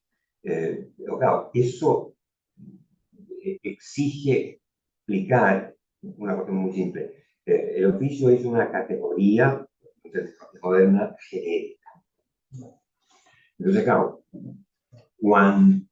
y es una categoría moral, o sea, de la teología moral. Si uno va a cualquier diccionario, esto ya desde el siglo XVI, y en el XVII está consolidado y se van repitiendo unos a otros, los calepinos o cualquier pescoto o lo que sea. Dice, oficio, se entiende de muchos modos. El primero, el segundo, el tercero, el cuarto, el quinto, hasta hay 10 maneras de decir oficio. Ahora, si uno se quiera, claro, entonces, claro, porque el oficio de padre es oficio. El oficio de madre, el oficio de escribano, el oficio de zapatero, el oficio de médico, el oficio de maestro. Claro, el oficio de escribano es un típico oficio que no es jurisdiccional, en principio. Que no es jurisdiccional y que no tiene territorio. Precisamente Bartolo por ahí pone, claro, o sea, un notario, aquí en España ya no, pero en Chile, que estamos en el siglo XIV más o menos todavía, claro, o sea, un notario es notario a 24 horas del día y en cualquier sitio. Y por eso un notario puede ir el día domingo a un programa de televisión como La Isla a certificar que un concursante ha sido descalificado. Y su acta de notario, porque él es su oficio andante. Es efectivamente oficio animado, pero no es concepcional. Entonces, claro, hay muchos oficios. Ahora, claro, esta explicación, claro, es una explicación de un cierto tipo de oficios. Los oficios que emanan de la jurisdicción del rey. Y por eso los oficios que yo explico son oficios jurisdiccionales. Claro, porque alguien me puede preguntar, claro, en la audiencia hay algo así, mayor de la audiencia, y hay portero. Claro, el portero es un oficio, por supuesto que es un oficio. Y los secretarios de cámara son oficios. Pero claro, no son constituidos en cuanto jurisdicción real, en cuanto jurisdicción regia de la que aquí estamos hablando. El rey, el oficio de rey no es el portero. Por lo tanto, él no cumple su oficio de rey haciendo de portero él mismo, haciendo a través de otro o con un ministro. No, o sea, claro, luego están todos los oficios de república, que son, claro, que son otro tipo, pero que son oficios. O sea, que la categoría base es la misma. Hay peculiaridades, pero que derivan precisamente de lo que podríamos el contenido, aquello que hiere en la persona. Entonces, claro, todo esto, toda esta explicación del oficio, pues, difumina algunas de estas cuestiones, otras no tanto. No, ¿qué oficios se pueden enajenar? No, oficios que no son jurisdiccionales muchas veces, pero también se pueden enajenar jurisdicciones. Es una de las grandes cuestiones prácticas que van juristas, Julio lo sabe muy bien, lo estudió Antonio también, de Antonio de España. Claro, la enajenación de jurisdicción. O sea, y las grandes preguntas allí son, es que allí sí que tiene interés el territorio. O sea, claro, cuando estamos en presencia de feudos, de señoríos jurisdiccionales, allí sí que tiene interés. O sea, por eso allí yo podría responder, porque claro, y los juristas van a preguntarme, y si el rey simplemente dice, le enajeno la jurisdicción del alto, medio, mixto imperio, y si no digo nada del territorio, si el rey no dice nada del territorio, ¿se entiende que enajena también algún territorio o alguna cosa? Esas cuestiones, o sea, en ese universo sí habrá, pero sí la jurisdicción se puede enajenar. Ahora, esto también depende de los reinos. Claro, podemos recordar, por ejemplo, en el caso de las Indias, que Carlos I promete no enajenar su jurisdicción en las Indias. Y es promesa confirmada por los reyes. Sí, el tema, obviamente, el tema del territorio es un tema novedoso. O sea, la cuestión del territorio, no sé si novedosa, pero se plantea con miradas novedosas y con fines novedosos. O sea, y allí sí que hay una grandísima novedad. Claro, antes el tema de la prevención es un tema también un poco curioso. Por ejemplo, la jurisdicción a prevención, de la que tú mencionabas. Porque, claro, es un tema curioso que plantea muchas preguntas. Yo la respuesta no la sé. O sea, yo podría dar incluso un catálogo de preguntas. Eso sí, o sea, tengo muchísimas preguntas que yo... Porque, claro, Roma es foro de todos. Y a imagen de que Roma es foro de todos, y por lo tanto Roma previene respecto de todos, también se va a suceder en algún momento que la corte es foro de todos, y que previene respecto de todos. Y por lo tanto allí uno nuevamente vuelve a ver que una cuestión espacial pasa a ser consecuente o secundaria. Entonces, o sea, ahí hay cuestiones que alguien tendrá que estudiar y alguien tendrá que mirar. Perdona, el tribunal de cada corte. Sí, igual, es que si no te explicas el espacio, no metes problemática espacial, ahí no tendría ninguna claro, o sea, sentido. es que la corte es un espacio jurisdiccional. Claro. O sea, no es solo la corte que la que estudian nuestros compañeros también de historia moderna. O sea, la corte no es solo esa corte que estudia maravillosamente bien. O sea, la corte también es espacio y rastro. Y rastro, Si tú eres la que dirige las preguntas. Sí, yo solamente te hago una pregunta porque está en la cabeza. No hay territorio sin jurisdicción. Bartolo decía que hay territorios sin jurisdicción, incluso ponía un ejemplo y lo explicaba. O sea, lo que decía Brixia. Brixia, en la época suya, o sea, esto sería el siglo XIV, y explica por qué. Sí, Brescia, sí. Sí, sí, o sea, yo estoy completamente en el siglo XVI, sí, Brescia. No tenía un segundo. Pues Bartolo lo explica y da los datos y dice que no tenía jurisdicción, porque en algún momento el emperador, no sé qué cosa había pasado, pero no tenía jurisdicción. Y que claro, hay territorios que no tienen jurisdicción porque la jurisdicción la tiene otro sobre ella. Y él se pregunta, pero es que acaso no hay comunidad. Yo creo que tenía que tirar aquí. Y para que vean la respuesta.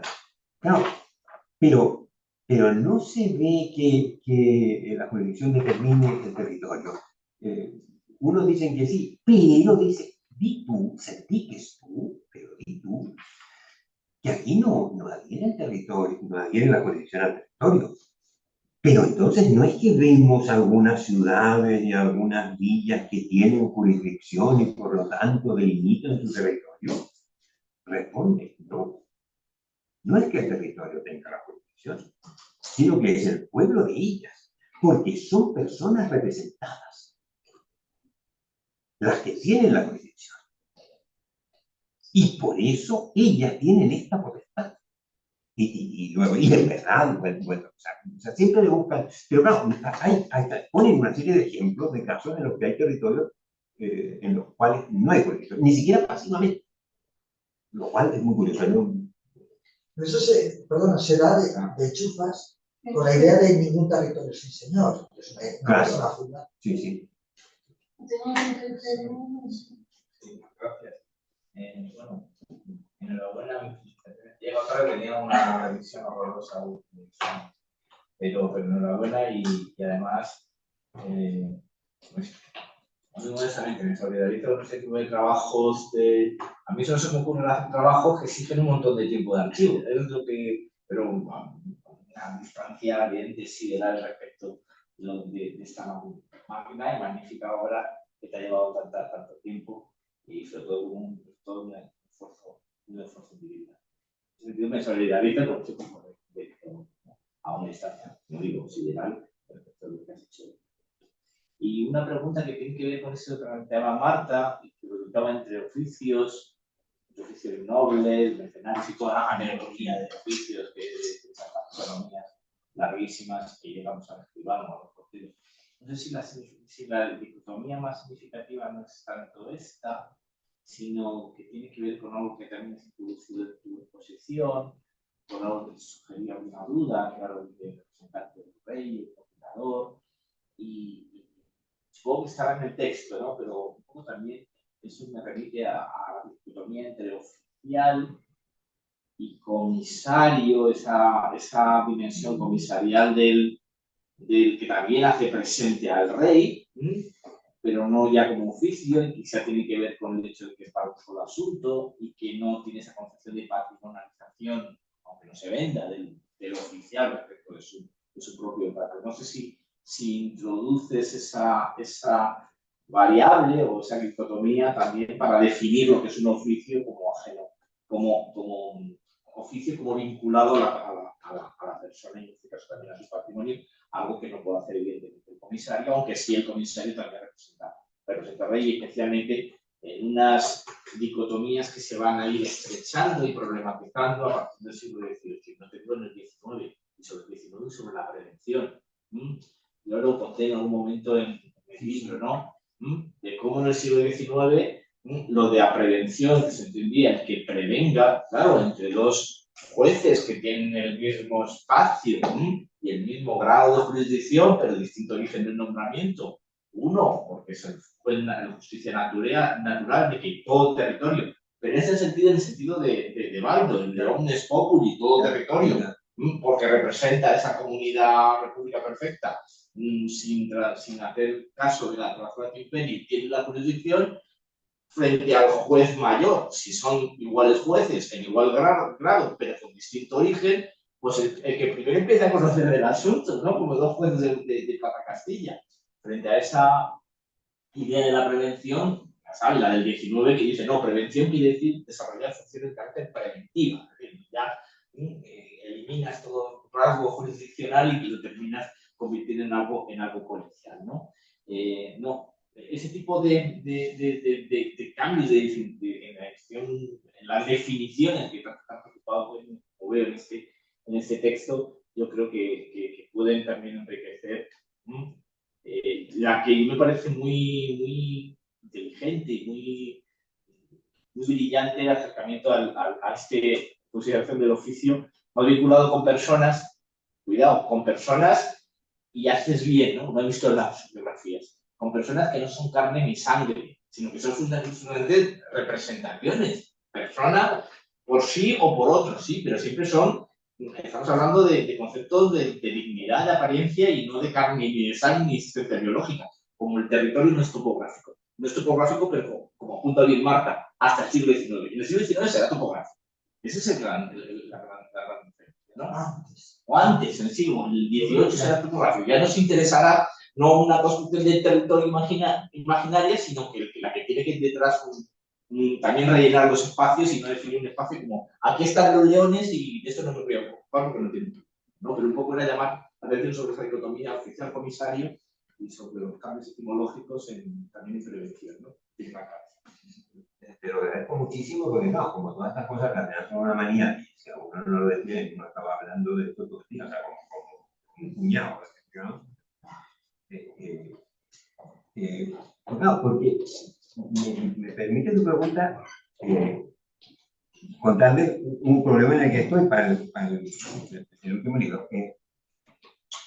No, porque la persona la persona recibe el oficio e inhiere, ya en algún momento yo participé en la reunión cuerpo y alma, que es una unión hipostática, como la del cuerpo y el alma en la creación humana de Dios. Todo está en lenguaje teológico. O sea, detrás de esto hay una cultura teológica muy fuerte. O sea, cuando dice que inhiere la jurisdicción en la persona, eso no es que la tenga, es algo más profundo. Es la forma que determina al sujeto animado. Es la forma que determina la sustancia. O sea, pues es una cuestión así de profunda, así de profunda. Entonces, claro, por supuesto que tiene importancia esto. Entonces, siendo esto así, una de las cuestiones en las que estoy ahí trabajando en estos momentos es, el rey puede cumplir su oficio por sí mismo o por otro. Pero claro, aquellos, o casi todos aquellos nombres en los que a mí me preocupan, en este caso los consejeros, no lo pueden hacer por otros. Un consejero no puede hacer su oficio por otro. Pero, por ejemplo, el Correo Mayor de las Indias puede poner un teniente, el protonotario de Aragón, el canciller, el vicecanciller, lo sirve por teniente. Pero hay ciertos oficios que no se pueden servir por tenientes. Claro, ¿cómo? Esto me lleva al problema hacia el que tú vas. Y me ha hecho caer en múltiples problemas, porque no, al final los problemas para mí son, mira, a ver, ¿quiénes pueden poner teniente y quiénes no? Estos, a ver, ¿cuántos fueron? ¿Cómo se llamaban? esto, ya, voy a mirar a esto y desde esto voy a intentar mi respuesta. Esa es digamos, mi manera de obrar en esta noche. Claro, y eso me ha llevado a una cuestión que tiene que ver con lo que claro, es que el oficio, ¿cuáles son los dispositivos de los que se vale esta cultura para que cuando por alguna razón se disocia el ejercicio de la persona, cómo supera esa disociación? Planteo el primer caso. Claro, cuando el rey no está, claro, cuando el rey no es un oficio, entonces claro, nos encontramos con que hay unos dispositivos. La regencia es una cuestión de oficio. Y es una cuestión de jurisdicción. Y yo no sé si la bibliografía ha seguido esta vuelta, esta línea, pero me parece que es interesantísima. Porque acá, cuando el rey no está, ¿qué hacen cuando el rey no está? Claro, pero está su oficio, porque el oficio lo decía en el primer modo vástago. O sea, subsiste aunque no haya personas. O sea, el oficio subsiste, pero ¿quién lo ejerce? No, el tema de la regencia y todos los dispositivos respecto del rey, o sea, son un tipo de dispositivo. El virrey es otro. Por lo tanto, regencia y virrey tienen un parentesco jurisdiccional, en clave jurisdiccional. Y lugarteniente y gobernador. ¿Sí? Sí, porque el gobernador no es un oficio durante mucho tiempo. Porque es cuando el oficio está provisto, presidente del Consejo de Aragón, y el rey manda al conde de Oñate de la embajada real, conservándole el oficio de presidente, nombra a alguien en gobierno, es la expresión en gobierno, para que, por decirlo así, administre el oficio mientras el que lo tiene que ejercer no puede hacer. Y por lo tanto, el gobernador, que no se comienza a llamar así, sino que yo os nombro para que en gobierno tengáis la presidencia del Consejo, para que en gobierno tengáis la presidencia. Con el paso del tiempo, ese en gobierno se va convirtiendo en un gobernador, gobernación y gobernador. Pero no, el gobernador durante mucho tiempo no es un oficio. Por lo tanto, yo a los gobernadores no los debería poner. No. Porque no son titulares de un oficio. Es alguien que ejerce un oficio de otro. Entonces, claro, entonces esa también es pues, la cuestión de cuando alguien no está, cuando alguien, y claro, la cuestión del comisario, o sea, los nombres, claro, porque claramente tú puedes descartar a tu curador, pero claro, hay casos en que el rey a veces nombra a alguien para que vayáis como si fuera yo mismo. Claro, no es un virrey. Y claro, os comisiono, diputo, creo, usan como 6 verbos distintos, que cada verbo tiene un matiz precisamente para indicar. Entonces, claro, procuro yo tratar en sus espacios, porque claro, es que el lenguaje también es distinto, claro, porque la Secretaría de Cámara de Castilla utiliza un lenguaje que es distinto al que utiliza la Secretaría de Aragón y distinto de la Secretaría de Italia. Y si ya nos vamos a la Secretaría del Norte, la Secretaría de Flandes, son muchísimo más distintos. Y ahí uno se empieza a dar cuenta de la riqueza o de las cosas que se ven. ¿No? El Consejo de Flandes, a mí me encanta porque dice, y os creo, nombro y diputo por consejero de nuestro Supremo Consejo de Flandes y Borgoña, junto a nuestra real persona. Junto a nuestro. El único consejero al cual se le pone el título junto a nuestra real persona. Eso tiene una serie de razón. Porque es una manera de mirar algo. Entonces, claro, procuro hacer esto. En algunos casos no tengo las respuestas. O sea, a veces, o sea, cuando me ha sido imposible porque no he sido capaz de entenderlo o de explicármelo, pues digo, esta es la pregunta. O sea, a lo mejor va por aquí o ni siquiera tengo idea de por dónde puede ir, pero eso es algo que tener en cuenta.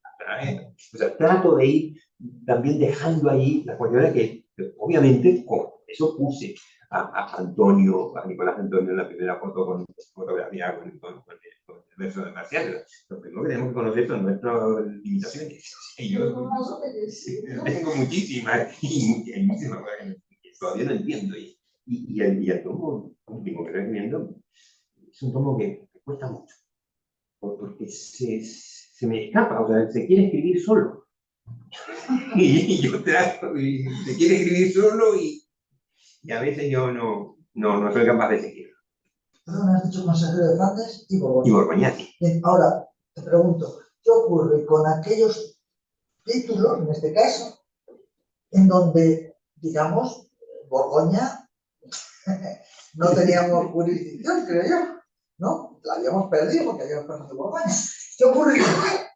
A ver, claro, allí hay una serie, claro, o sea, tuvimos Consejo de Italia, o sea, para Nápoles, Sicilia y Milán, hasta 1737.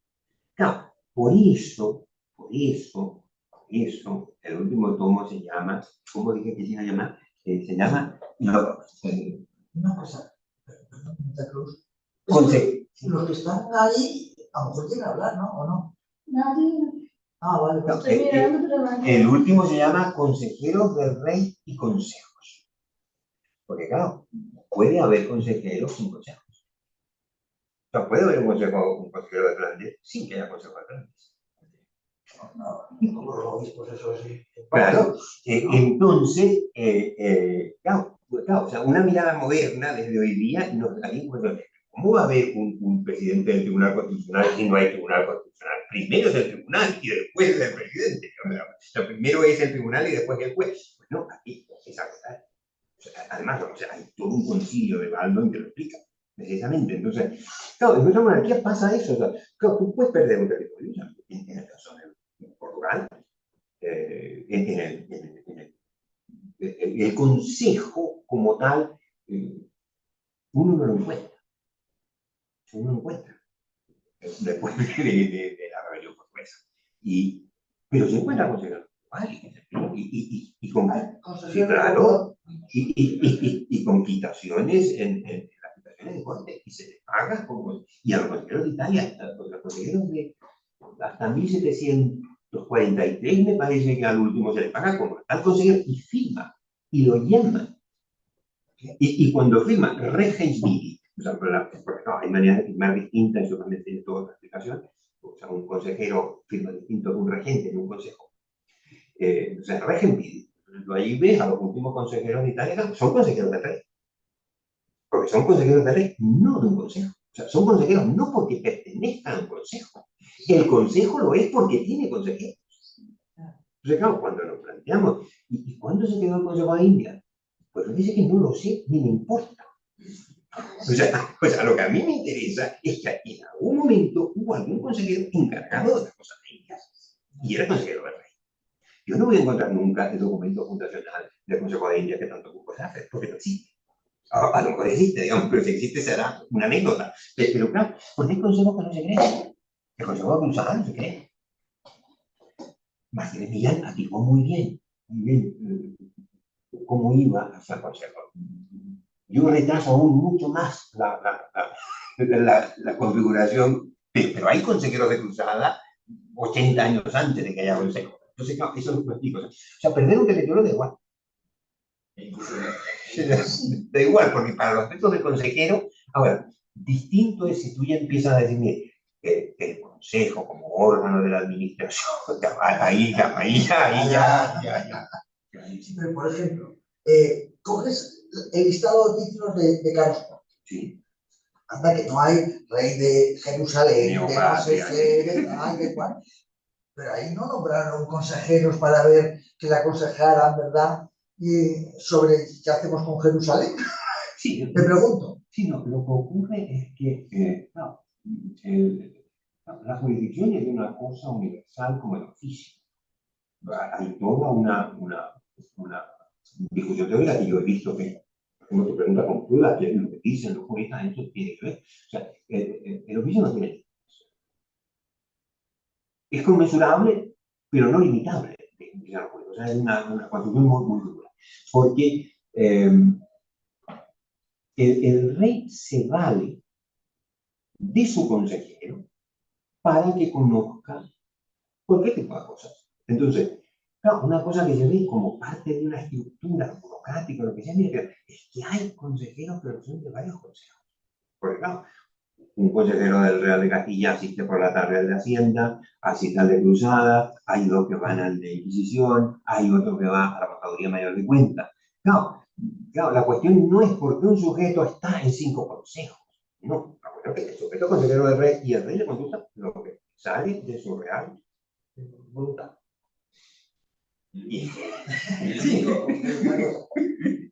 El único problema que en esos casos que son plurales se produce es cuando se encuentran consejeros que aparte de ser lo de Castilla son otras cosas, cuando se encuentran ahora de votar y dicen, bueno, aquí ¿cómo votamos primero? Y empiezan a discutir sobre la preeminencia de unos y otros en la calidad en la que están en un consejo. Y sobre el hecho de que puede haber consejeros sin consejo y habiendo desaparecido, algo de, no sé si es una reminiscencia, es algo que también preocupaba a Scholz cuando empezamos a trabajar con él sobre la justicia del siglo XIX, que decía, ¿y cómo puede ser que a este juez se le dé categoría un cuerpo que no existe o al que no pertenece? Dice, ¿qué pasa? Que se la ha jubilado, que luego se le da la categoría, luego son los honores y luego se le quita. Y dice, no, la aplicación es más sencilla. Es esto, es título, es algo vinculado a la persona, al oficio, y no a la existencia de una estructura o de una institución en el sentido burocrático como el que esperaba nuestro querido. Sí, es que aquí viene muy bien, claro, es que si tú entiendes que la jurisdicción mide como el alma en el cuerpo, es decir, como la forma sustancial de la sustancia primera, es absolutamente imposible la separación. O sea, la inherencia, es imposible. Entonces, por eso, eres igual que un sacerdote de Melquisedec para la eternidad. Por eso no hay excuras. No, porque la jurisdicción, aquí estamos hablando de jurisdicción claro, jurisdicción canónica. O sea, jurisdicción canónica, la jurisdicción canónica, o sea, al sujeto que le has dado la jurisdicción, no el oficio perfecto, no se la puedes quitar. Porque el alma y el cuerpo no son dos cosas distintas, sino que son principios formativos de la sustancia segunda. Entonces, es inseparable. Ahora, claro, y eso te permite a ti decir, ¿y qué pasa cuando un juez muere? ¿Va a resucitar el oficio? En cuanto que sustancia segunda, porque se ha separado, en el momento de la muerte sí que se ha separado. Oficio y jurisdicción. Y por eso los oficios acaban con la jubilación. Y por eso el oficial del antiguo régimen es alguien que tiene sus honores hasta que se muere. Hasta que se muere. Y por eso es una pena suspensiva y muy discutida propuesta respecto de la privación de honores. Porque privar de honores envejece en el alma. Ya lo decían además nuestros clásicos del siglo de oro. Y el alma es obra de Dios, o sea, y el honor es patrimonio del alma y el alma es obra de Dios. Entonces, claro, al todo hay un problema, y por eso también, claro, esta cuestión de honores, claro, no es una cuestión de honores, es una cuestión trascendental, porque el buen orden de la creación exige que los entes estén puestos en el orden de la creación. Entonces, si el presidente del Consejo de Flandes se lo sienta después del presidente del Consejo de India, se está desordenando la creación del mundo. Y por eso él la defiende. O sea, no es una cuestión de vanagloria personal. Y él responderá ante Dios. Ante Dios, si es que no la defiende. Y por eso Solórzano escribe por ahí, que no me acuerdo que es el budista completo, pero Solórzano lo resume. Y por eso dice los budistas, hay quienes defienden, y no sin razón, que se pueda defender hasta con la fuerza de las armas el lugar que uno tiene por su oficio. Y la competencia jurisdiccional, sí, claro. hasta con la fuerza de las armas. Sí, a la función de sangre.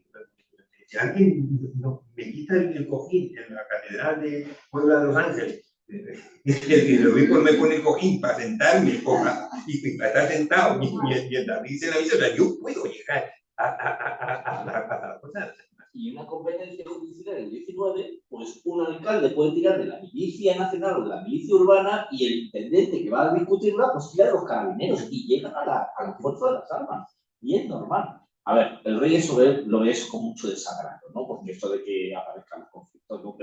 Pero en teoría se acusa también al magistrado de haber sido flojo en la defensa de la propia justicia.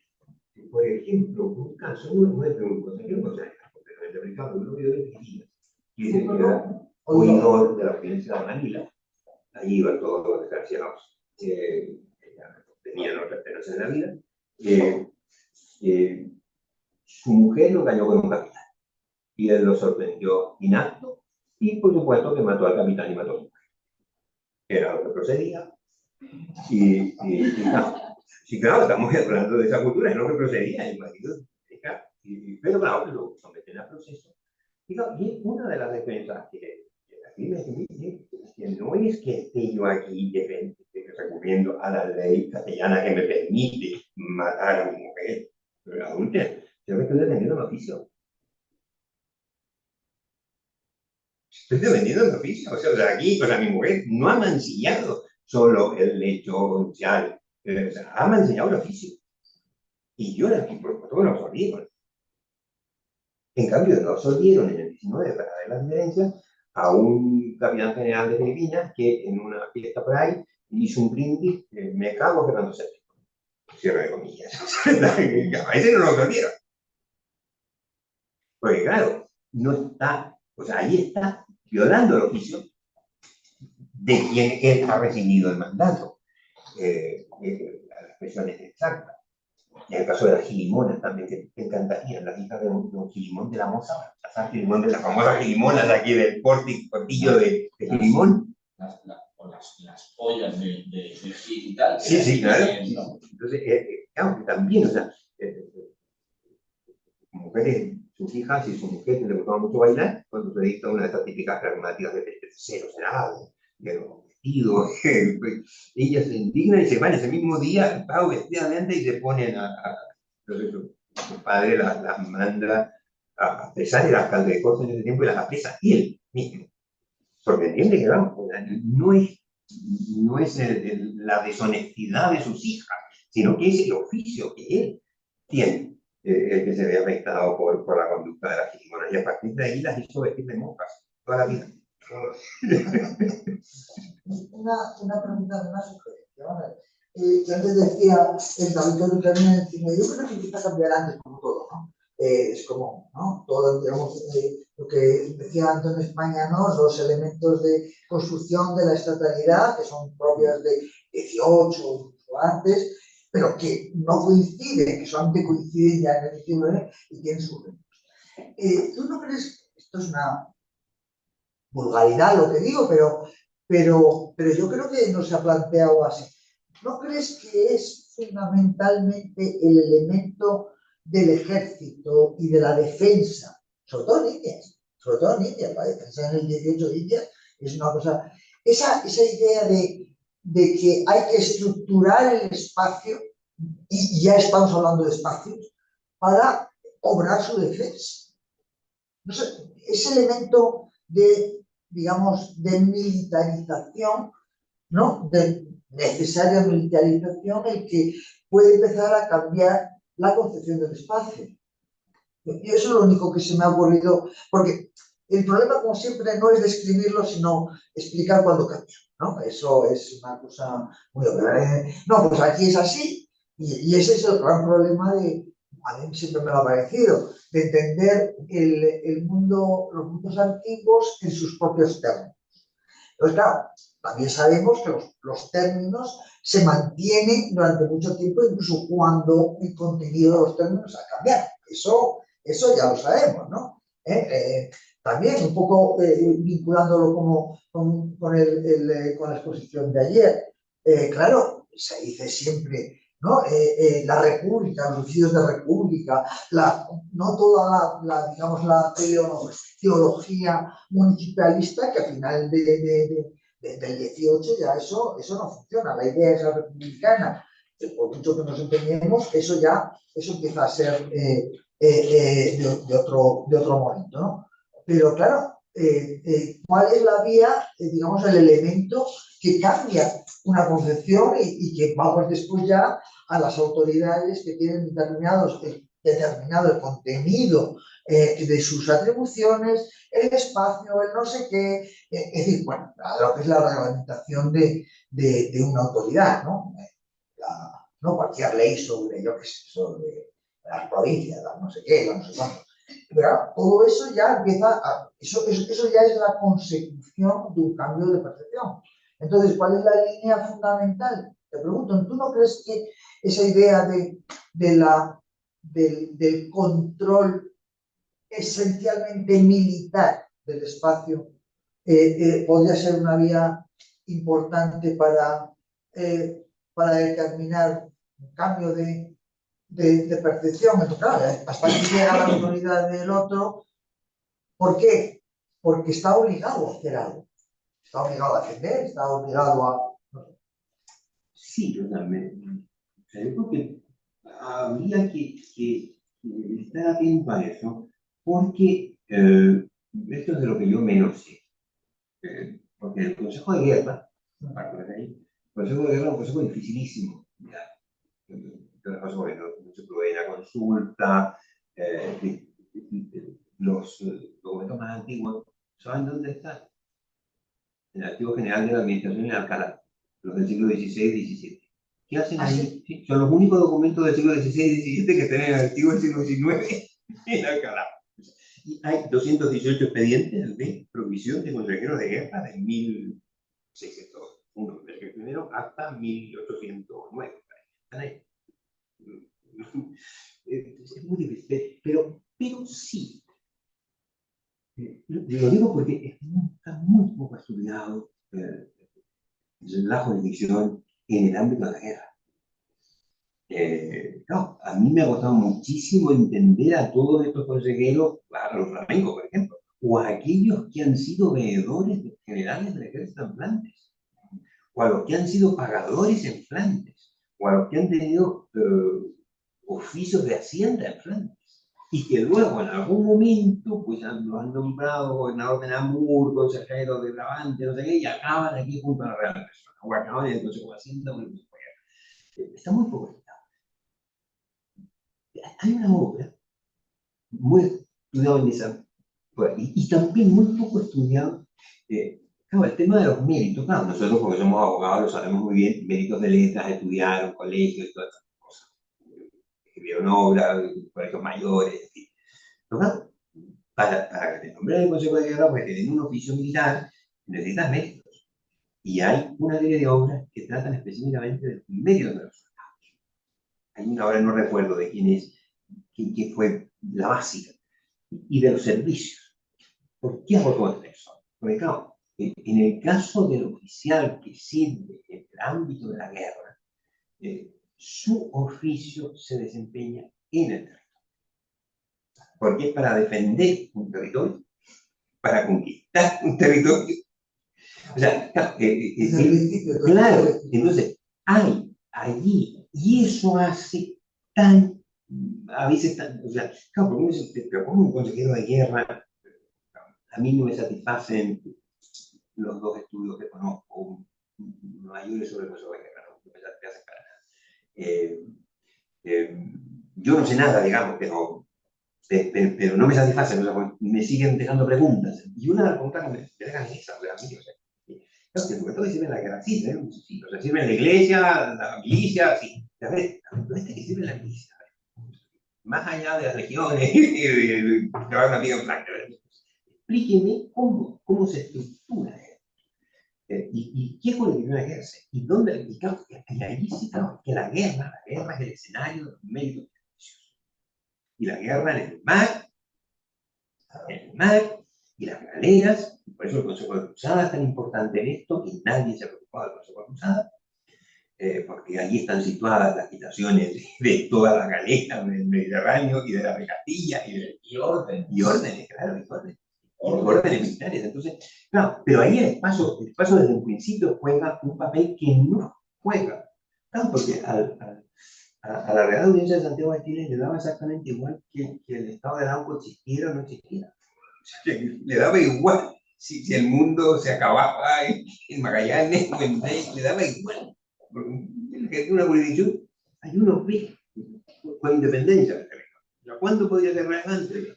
Cuando alguien podía tener la mala idea de discutir desde Lima, de que el caso a lo mejor podía ir a Lima, pero eso no pasaba. Pero claro, en guerra no. En guerra es en función de efectos. Entonces, puede que haya una relación.